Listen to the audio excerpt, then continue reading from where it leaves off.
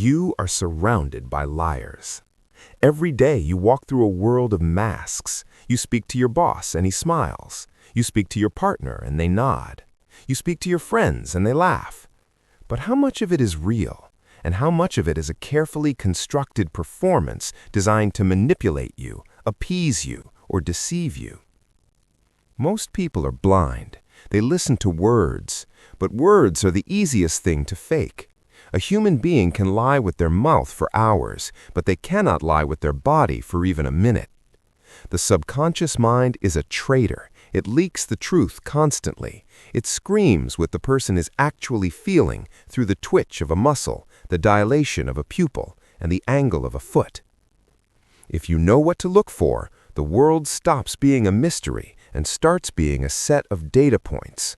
You stop being a participant in the conversation, and you become the analyst. You become the predator who sees the prey's fear before the prey even knows it is afraid. Today, we are going to give you X-ray vision. We are going to download 12 specific psychological and biological tricks used by the FBI, master interrogators, and high-level social engineers to read anyone instantly. Before we begin, you must understand the first rule of dark intelligence. Establish a baseline. You cannot read a person if you do not know who they are when they are normal. Before you look for the lie, you must know the truth. Watch them when they are relaxed. How much do they blink? What do they do with their hands? How fast do they talk? This is their baseline. Any deviation from this baseline is a hotspot. It is a signal that the emotional temperature has changed. Without a baseline, you are just guessing. With the baseline, you are reading. Now, let's enter the mind. Here are the 12 psychological tricks to read anyone instantly. Trick number 1. The feet never lie. People are obsessed with faces. We are taught from childhood to watch the face. Because of this, we have become masters at controlling our facial expressions. We can smile when we are angry. We can look interested when we are bored. But we forget about our feet. Because the feet are the furthest body part from the brain, they are the least censored. They are governed by the limbic system, the primitive fight or flight brain. When you are talking to someone, stop looking at their eyes for a moment and look down. If their torso is turned towards you, but their feet are pointed towards the door, the conversation is over. Their brain has already signaled exit. They want to leave. They are physically anchoring themselves towards the escape route. Furthermore, look for the gravity-defying foot. When a person is happy, excited, or hears good news, they will often lift their toes off the ground, resting only on their heels. It is a subtle anti-gravity gesture that signals a dopamine rush. Conversely, when a person is depressed, defeated, or lying, their feet will often lock around the legs of their chair. This is a restraining behavior. Their body is literally trying to hold itself back or freeze in the face of a threat. The face may be smiling, but if the feet are twisted around the chair legs, that person is under extreme stress. Trick number 2, the pupil dilation, the biological signal.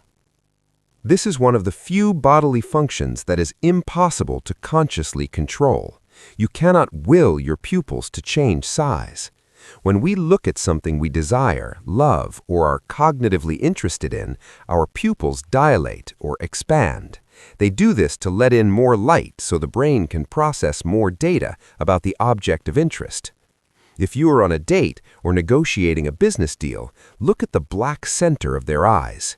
If their pupils dilate when you mention a price, a proposal, or a feeling, they are interested. Their brain has just said yes. However, there is a dark side to this. Pupils also dilate when the brain is under cognitive load, meaning when it is working hard.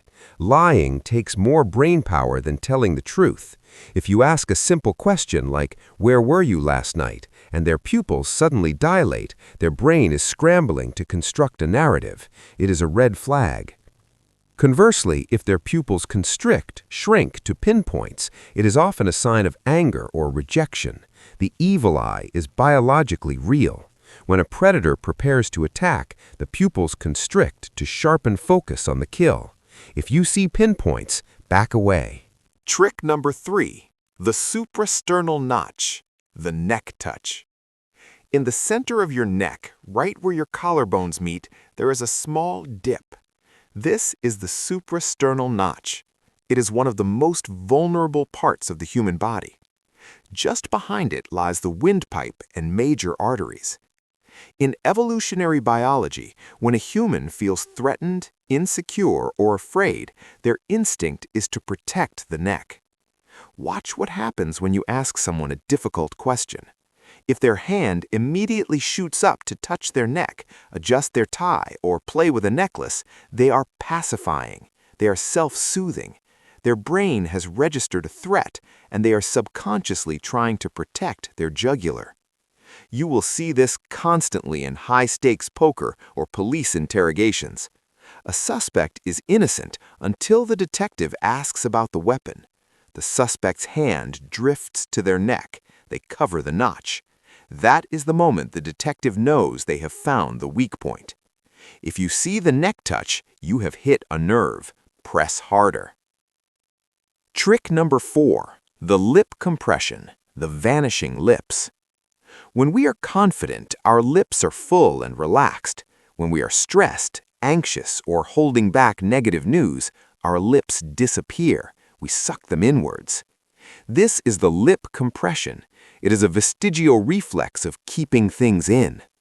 When a person is about to say something but decides against it, or when they are trying to suppress an angry outburst, their lips will compress into a thin, straight line.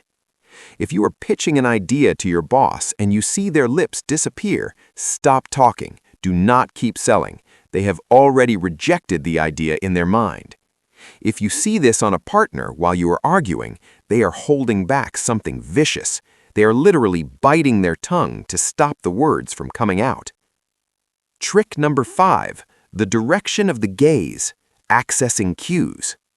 While this is not 100% accurate for everyone, neuro-linguistic programming, NLP, suggests that eye direction reveals which part of the brain is being accessed. Generally, for a right-handed person, looking up and to the left, they are accessing visual memory. They are remembering an image, truth. Looking up and to the right, they are accessing visual construction. They are imagining an image, potential lie. Looking lateral to the left, remembering a sound, auditory memory. Looking down and to the right, accessing kinesthetic feelings. They are checking how they feel about something. If you ask someone, "What does your car look like?" they should look up left, memory.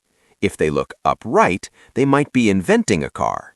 However, be careful. Some people have reversed wiring.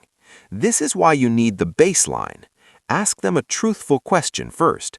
What color was your first house? To see which way they look when remembering.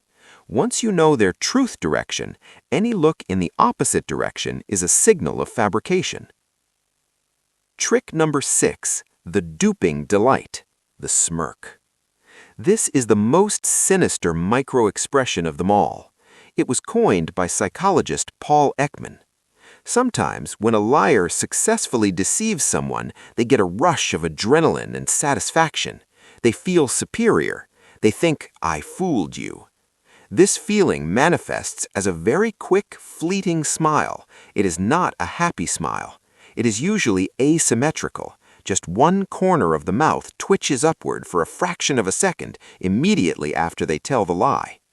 If you confront someone, "Did you steal the money?" and they say, "No, I would never do that," and then you see that tiny, quick smirk, they did it. They are laughing at you internally. They are enjoying the game. This is the signature of a psychopath or a pathological liar. Trick number 7. The torso shield, blocking behaviors. The torso contains your vital organs, your heart, your lungs, your stomach. We are programmed to protect this area at all costs. When we like someone, we ventral front them. We expose our torso or belly to them. It's a sign of trust. I trust you not to stab me. When we dislike someone or disagree with them, we engage in blocking. Watch for objects. If you are sitting at a table with someone and they take their coffee cup and place it directly between you and them, they are building a wall. If they hold their phone or a bag in front of their chest while talking to you, they are shielding. Crossed arms are the most common form of this, but be careful. Sometimes people cross their arms just because they're cold. Look at the hands. If the arms are crossed and the fists are clenched, it's a defensive shield, hostility. If the arms are crossed and the hands are tucked under their armpits, it's self-hugging, insecurity. If you want to win someone over, hand them something, a menu, a pen, a document. Force them to uncross their arms to take it. Once the physical barrier is removed, the mental barrier often lowers with it. Trick number 8, the eyebrow flash, the recognition signal. This is a universal human greeting found in every culture on Earth, from New York City to the tribes of the Amazon. When we see someone we know and like, we quickly raise and lower our eyebrows. It takes about 1/5 of a second. It is the eyebrow flash. It signals, I see you, and you are not a threat. If you approach someone and you give them an eyebrow flash and they do not return it, something is wrong. They either do not know you or they do not like you. Conversely, if you are observing two people interacting and you want to know if they are sleeping together or have a secret alliance, watch for the flash. The flash is uncontrollable. If two colleagues enter a room and exchange a quick flash, there is a level of intimacy there that they might be trying to hide. Trick number 9, the blink rate, the cognitive stutter. The average human blinks about 15 to 20 times per minute. When a person is stressed or lying, this rate changes drastically. There are two extremes. The flutter. The blink rate spikes to 40 or 50 times a minute. This is high anxiety. The brain is overwhelmed. They are literally trying to wipe away the reality in front of them. The stare. This is more dangerous. A conscious liar knows that liars shift their eyes, so they overcompensate. They force themselves to stare at you without blinking. It becomes a predator stare. It feels unnatural. If someone is talking to you and they haven't blinked in 10 seconds, they are trying to control you. They are performing honesty, not feeling it. Trick number 10, isopraxism, or mirroring. Isopraxism is the fancy term for mirroring. We mimic the people we like. If you lean forward, they lean forward. If you take a sip of water, they take a sip of water. This creates rapport.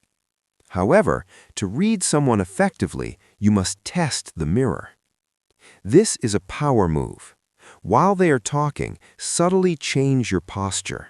Shift your weight, cross your legs, then wait. If they follow you within 10 to 20 seconds, you have them. They are connected to you. They are seeking your approval. You are the alpha in the interaction. If they do not mirror you, if they stay rigid in their own posture, there is a disconnect. They are either resisting your influence or they are so lost in their own head that they aren't even registering your presence emotionally. A lack of mirroring is a sign of a lack of empathy or connection. Trick number 11, the voice pitch and crack. The vocal cords are muscles. When we are stressed, our muscles tighten. This includes the muscles in the throat. When a person is lying or terrified, their throat constricts. This causes their voice to go up in pitch. It might sound thin or squeaky. Also, look for the throat clear. Because the stress response sucks moisture away from the mouth to send fluids to the muscles for running, the liar's mouth goes dry. They will lick their lips constantly or clear their throat before answering. If you ask, "Where were you?" and they go, "I was at home," that physiological pause was their body trying to lubricate a lie. Trick number 12, the reaction to silence. This is the ultimate weapon. This is not something you observe. This is something you inflict. Most people are terrified of silence. Silence creates a vacuum, and the human brain feels a desperate need to fill that vacuum.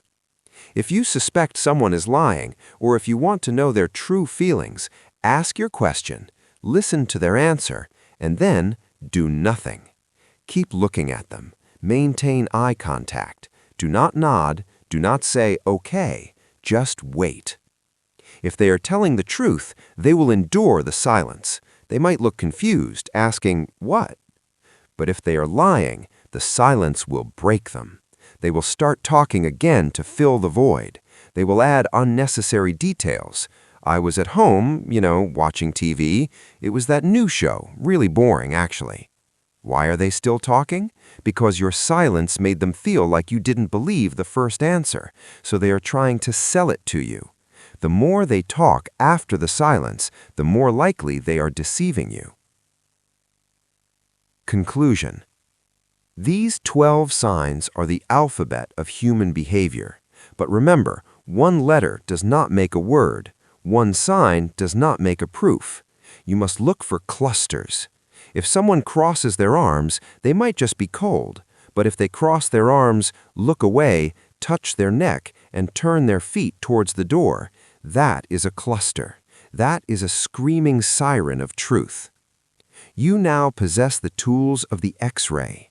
You have the ability to see what others miss. You can walk into a room and know who is the leader, who is the lover, who is the liar, and who is the coward. But with this dark intelligence comes a warning. When you start really seeing people, when you see their insecurities, their deceits, and their fears, it can be lonely. You will realize how rarely people are truly honest. But it is better to walk alone in the light of truth than to be surrounded by friends in the darkness of a lie. Scan their minds, trust your gut, and remember, the body screams what the lips try to hide.